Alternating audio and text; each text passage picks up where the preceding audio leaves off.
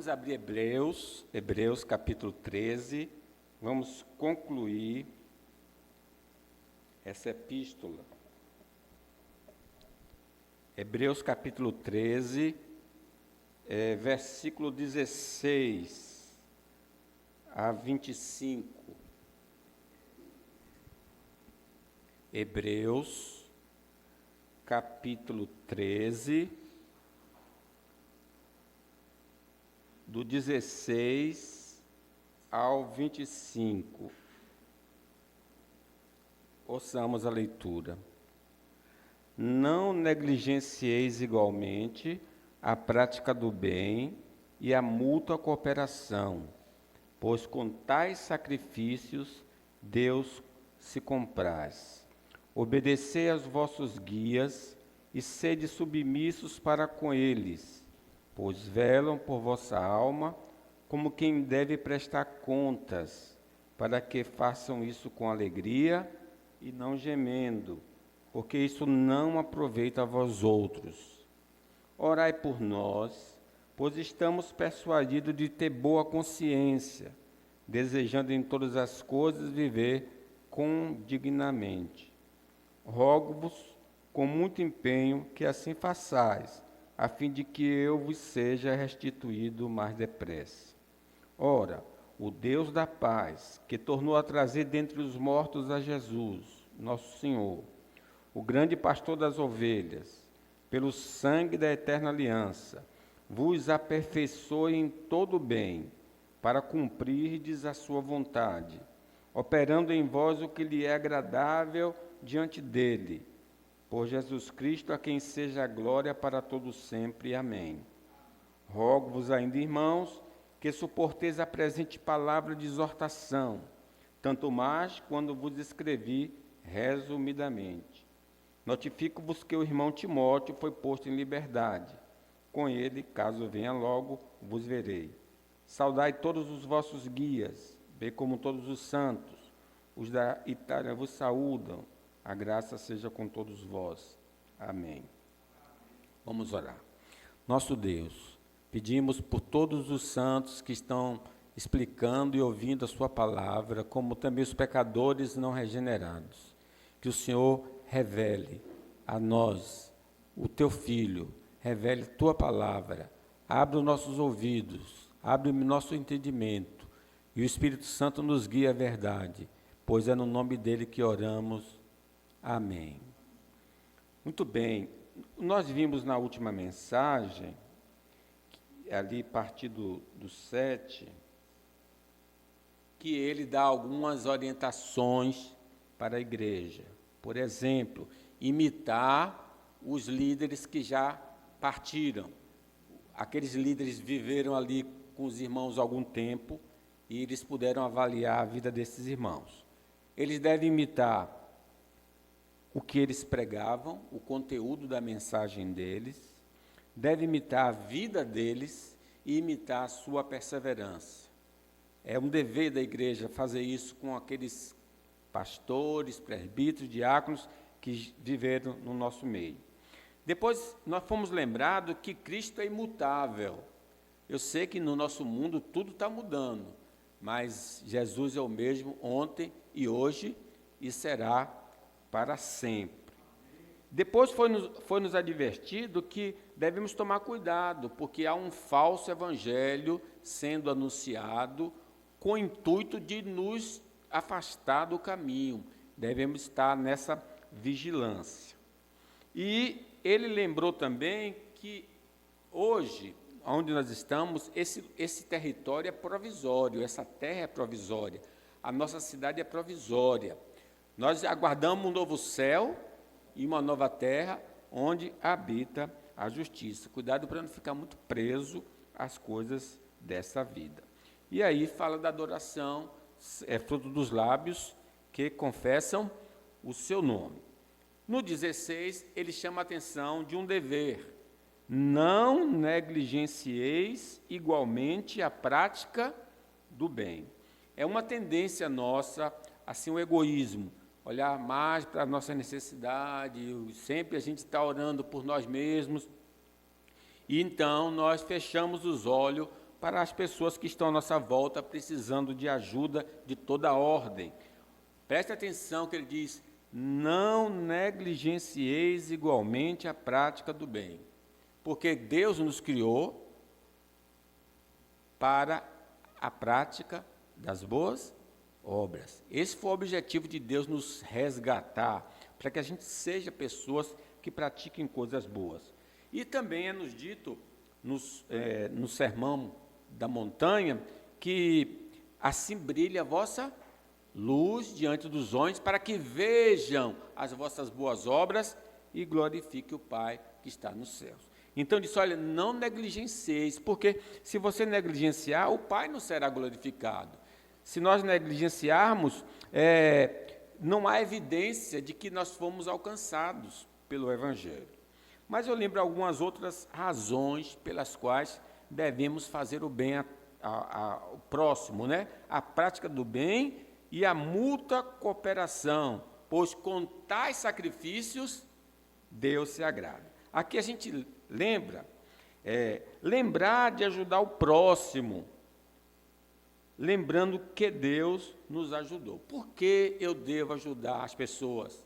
Porque Deus nos ajudou. Nós fomos ajudados por Deus. Deus amou o mundo de tal maneira que deu seu Filho para que todo que nele crê não pereça, mas tenha vida eterna. Então diz assim João, 1 de João: nisso se manifestou o amor de Deus em nós, em haver Deus enviado o seu Filho unigênito ao mundo, para vivermos por meio dele. Nisso consiste o amor, não em que nós tenhamos amado a Deus, mas que ele nos amou e enviou seu Filho como propiciação pelos nossos pecados.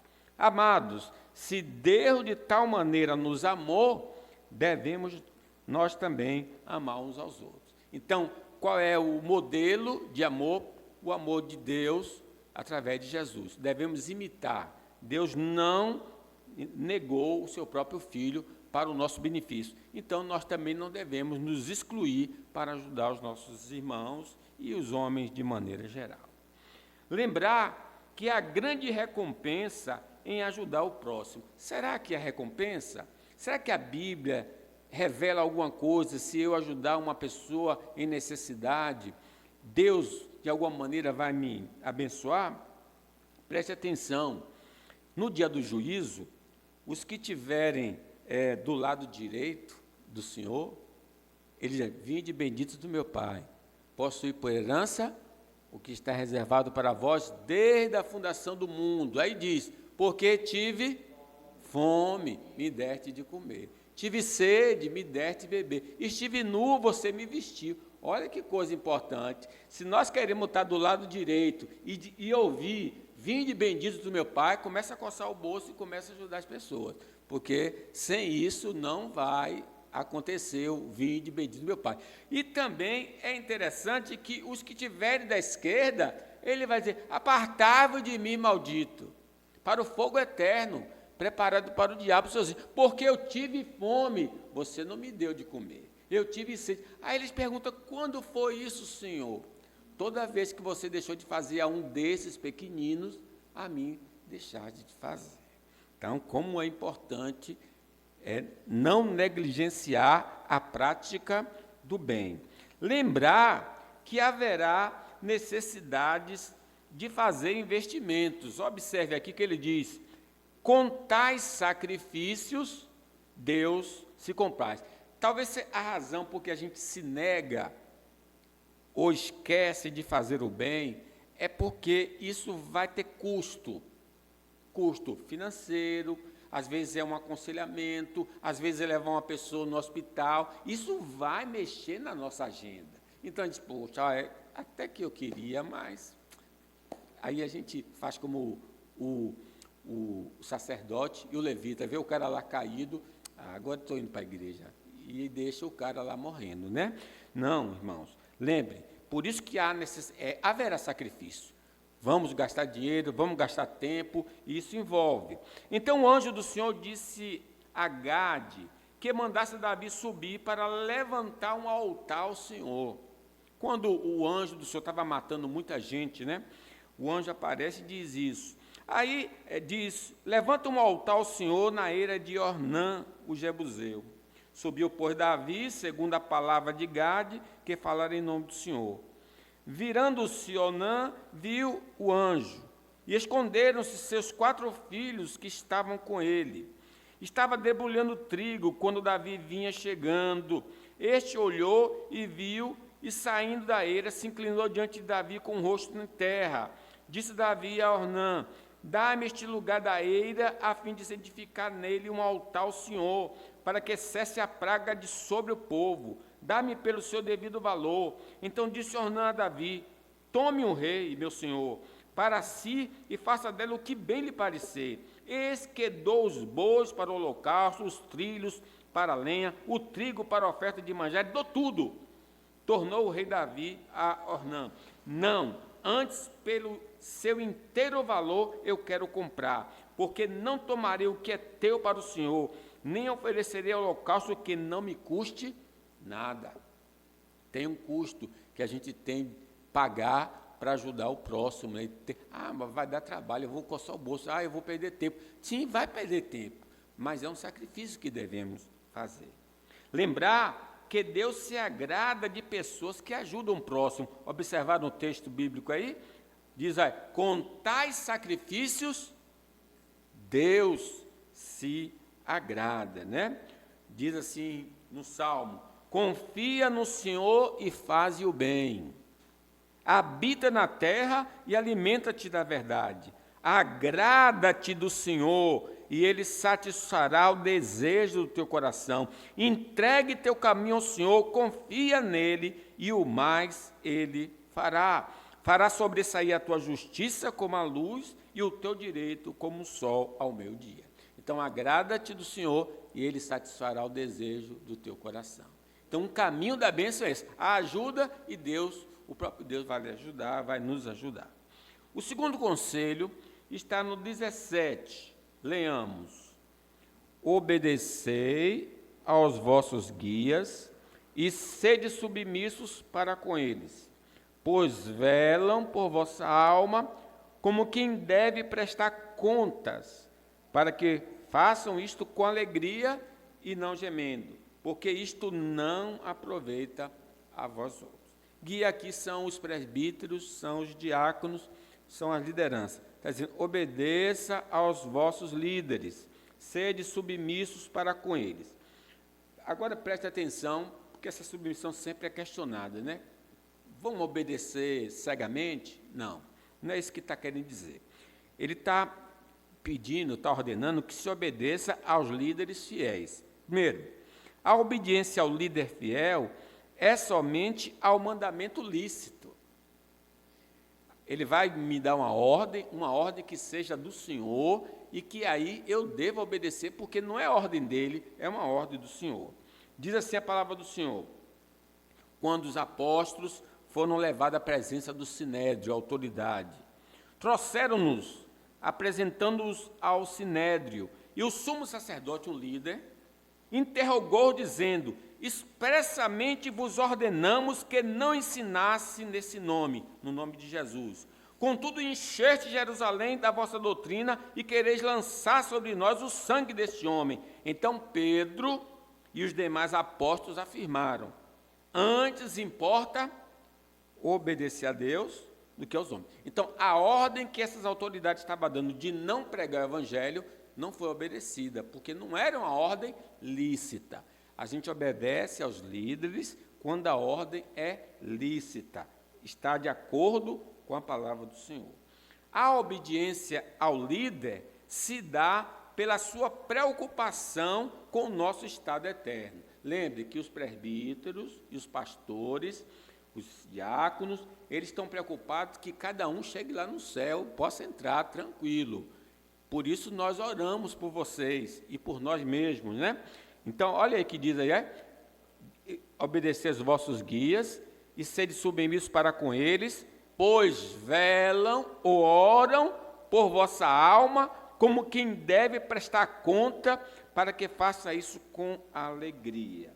Em Romanos, Paulo diz, digo a verdade em Cristo, não minto, testemunhando comigo o Espírito Santo, e a minha própria consciência. Tenho grande tristeza e incessante dor no coração, porque eu mesmo desejaria ser anátema, maldito, separado de Cristo por amor dos meus irmãos, meus compatriotas segundo a carne. Veja que amor ele tinha por aquelas pessoas que não eram da igreja. Ele disse: eu preferi ir para o inferno e eles todos serem salvos.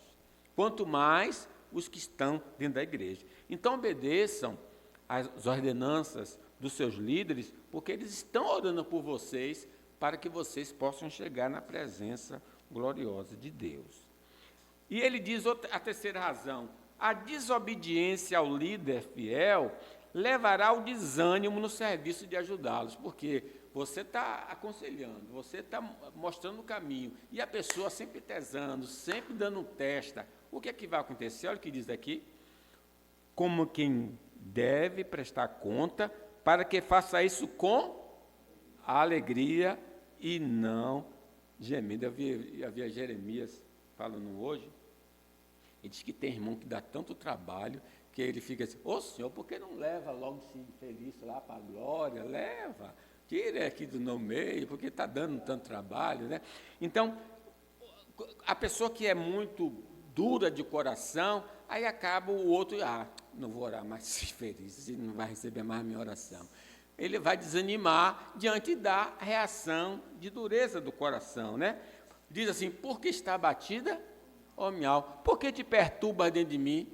Espere em Deus, pois ainda o líder também desanima, porque Elias disse: Senhor, todo mundo te abandonou, só eu fiquei. Ele não via mais crente nenhum, né? Só via ele como crente ali. Então, nós devemos obedecer aos líderes fiéis. Mas no 18, além de obedecer, olha o que ele pede que a congregação faça pelo líder. Vamos ler o 18? Orai por nós, pois estamos persuadidos de termos boa consciência, desejando em todas as coisas viver comunamente. Rogo-vos com muito empenho que assim façais, a fim de que eu vos seja restituído mais depressa. Não só obedecer, mas orar pelo líder, interceder pelo líder. E veja, é o apóstolo Paulo que está dizendo orar, ou não é o apóstolo Paulo, desculpe, eu acho que é o apóstolo Paulo aqui, mas ninguém sabe quem foi que escreveu. Mas seja ele quem for, o que ele está pedindo? Orai por nós. Então, meus irmãos, é interessante aqui, porque orai por nós, pelo que eu devo pedir a Deus pelo líder? Primeiro, capacidade para o líder expor com poder a palavra do Senhor, porque esse é o objetivo maior do presbítero e do diácono, é instruir a igreja no caminho. Então a gente ora. Vejam, abra em Efésios, vocês vão ver que Paulo pede isso, Efésios 6, 18, como Paulo pede que a igreja faça esse tipo de oração por capacidade para o líder falar da palavra de Deus com poder. Aí no Efésios 6, 18 diz: com toda oração e súplica, orando em todo o tempo no Espírito, e para isso vigiando com toda perseverança e súplica por todos os santos, toda a igreja, e também por mim, pelo apóstolo Paulo. Para quê? Por que orar por ele? Para que me seja dada no abrir da minha boca a palavra, para com intrepidez fazer conhecido o mistério do Evangelho, pelo qual sou embaixador em cadeias, para que em Cristo eu seja ousado para falar como me cumpre fazer. Então a oração é pedindo a Deus, capacite os presbíteros, o diácono, a falar da palavra de Deus. A segunda razão para orar pelo líder é para que o líder não caia em tentação. Meus irmãos, diz a palavra de Deus, Jesus falando. Jesus falou para os discípulos: esta noite, todos vós vos escandalizareis comigo, porque está escrito: ferirei o pastor e as ovelhas dos rebanhos ficarão dispersas. Sabe, o diabo, ele é astuto. Ele sabe que se derruba um ou outro da igreja, não acaba com a igreja. ele precisa acabar com a igreja. E para acabar com a igreja, quem é que ele visa mais? A liderança. Porque a liderança está na frente, está ensinando, está sendo modelo de comportamento, de ensino. Então, se essa pessoa cair, a fé dos demais será abalada. Poxa, mas aquele irmão que eu pensava que era tão consagrado, tão crente, caiu num erro. Então, meus irmãos, nós devemos pedir pelos nossos líderes, não os deixe cair em tentação, né? Teve recente, né, lá na Igreja da Bahia, a queda do reverendo, foi muito dolorosa, porque 10 anos servindo a igreja, e doeu no coração das pessoas que têm amor por ele ainda, né? Doeu muito. Então, mas é porque todos nós estamos sujeitos à queda. Às vezes a igreja só ora pelo poder, mas não pede, Senhor, guarda o meu pastor, guarda o meu presbítero de cair na tentação, porque nós somos homens sujeitos às mesmas fraquezas de qualquer pessoa, né?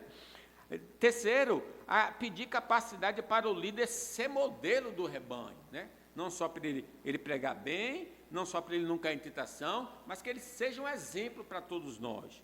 Diz, pastoreai o rebanho de Deus que é entre vós, não por constrangimento, mas espontaneamente, como Deus quer, não por sódio da ganância, mas de boa vontade, nem como dominadores dos que vos foram confiados, antes tornando-vos modelo do rebanho. Oh, Deus, faz meu presbítero, o diácono, ser um modelo para nós, para a nossa vida. E, por fim, eu devo orar pelo líder, para que Deus proteja, capacite o líder a proteger o rebanho dos falsos pregadores. Esse é um dos objetivos do presbítero e do diácono, é ficar de vigia, para qualquer doutrina, qualquer erro que está aparecendo, eles impedirem o avanço dela, né? É o médico por excelência. E aí no 20, a gente viu 2 deveres da igreja: obedecer ao líder e orar pelo líder. Agora nós vamos ver o que o líder tem de fazer pela igreja. Versículo 20 a 21. Vamos ler? Ora, o Deus da paz, que tornou a trazer dentre os mortos a Jesus, nosso Senhor, o grande pastor das ovelhas, pelo sangue da eterna aliança. Agora preste atenção, 21. O que é que ele está fazendo? Vos aperfeiçoe em todo bem, para cumprirdes a sua, operando em vós o que é agradável, por Jesus Cristo, a quem seja a glória para todos sempre. Ele está orando para que Deus habilite a igreja a ser melhor, avance. O líder, o presbítero, o diácono, tem a obrigação de orar pela igreja, orar pelos crentes, orar pelos irmãos. Por que devemos orar pelos nossos irmãos? Porque quem capacita o crente é Deus. Deus é que capacita cada crente, né? O apóstolo, a igreja estava orando, e ela fez a seguinte oração: Senhor, concede a teus servos que anuncie com toda ousadia a tua palavra, enquanto estende a mão para fazer curas, sinais e prodígios por intermédio do nome do teu santo servo Jesus. Tendo eles orado, tremeu o lugar onde estavam reunidos. Todos ficaram cheios do Espírito Santo e com ousadia anunciavam a palavra de Deus. Então a gente ora para que Deus habilite a igreja a ser ousada no Senhor. O líder deve orar para que Deus capacite os crentes por causa de Jesus. Toda oração é feita no nome de Jesus. É Deus, através de Jesus, que faz essa obra. Então, são quatro lições que a gente vê aqui. A primeira, ajudar o próximo. É vontade de Deus. Pode começar a coçar, pode começar a fazer qualquer coisa de bom, porque Deus quer que faça isso. Faça porque é a vontade de Deus. Invista nos necessitados, porque diz que aquele que empresta ao pobre, aquele que dá ao pobre, empresta a Deus e Deus lhe recompensará. Quem gosta de recompensa, então, né? 2, obedeça aos líderes, porque foi Deus que colocou os presbíteros e os diáconos, foram colocados pelo Espírito Santo. Então, cuidado para a gente não ser rebeldes quanto a isso. Agora, a obediência é no Senhor, não é obediência a qualquer ordem, é obedecer aquilo que está de acordo com a palavra de Deus. Cuidado que a desobediência ao líder vai estimulá-lo, vai desanimá-lo a interceder pelos irmãos. Interceda pelo líder. Lembre que ele é o garçom de Deus, ele está servindo as mesas, e garçom fica cansado, então tem de orar pelo garçom. Ô Deus, faz que o garçom traga aqui uma comida boa, né? Tal. Então tem de orar pelo garçom, o pastor, os presbíteros, né? Interceda, peça a Deus para proteger ele, para que ele não caia na tentação, porque é escândalo, né? É escândalo fora da igreja, é escândalo dentro da igreja, um pastor que cai. E que os presbíteros, os diáconos, sejam modelos. E, por fim, o líder deve interceder pela igreja. A igreja foi comprada com o sangue precioso de Jesus. O pastor tem de orar pela igreja, os presbíteros, os diáconos. Ela, a igreja, é amada, é a menina dos olhos do Senhor. E ela vai ser resgatada. E Jesus está voltando para pregar a sua igreja. Então, pastor, presbítero, vamos orar, diácono, vamos orar pela igreja dele, para que ela esteja preparada para receber o seu noivo. Amém. Reverendo Cândido.